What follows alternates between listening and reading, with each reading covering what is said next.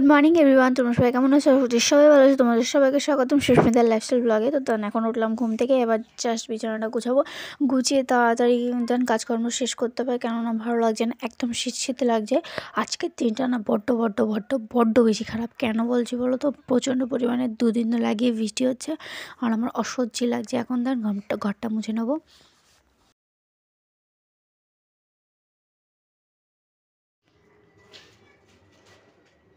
এই Ruby, Ruby,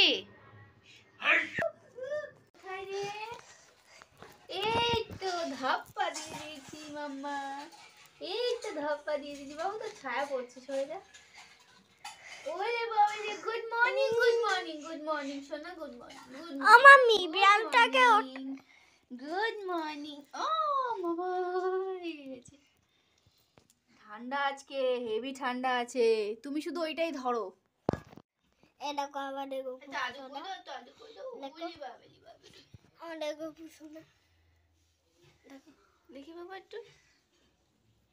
এই তো, এই যে আমরা বড় মায়ের কাছে গেছিলাম সানডেতে। এই যে এনে নে নে, দেখো এই নে নে রে হরিদাস।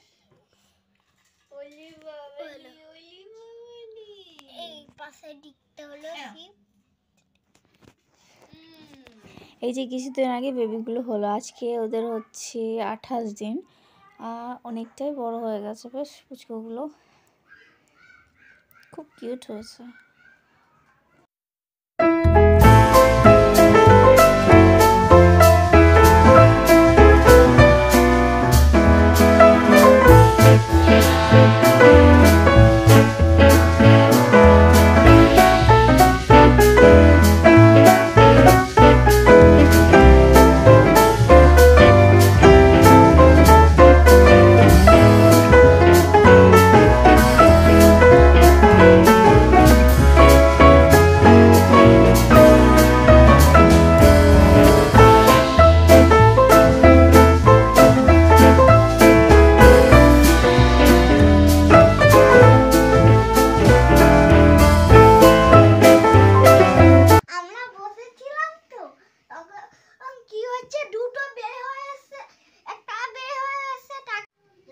পেছনে হচ্ছে জামা কাপড় মেলা, বৃষ্টি পড়ছে না আজকে এত, তাই শুকোর দেওয়া হয়নি।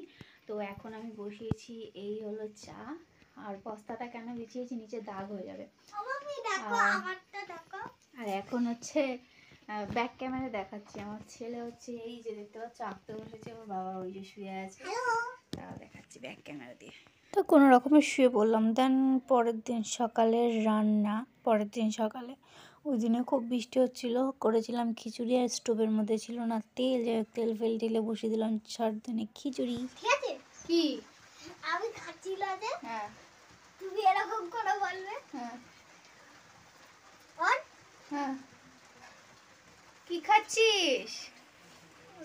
লাজে ও খা।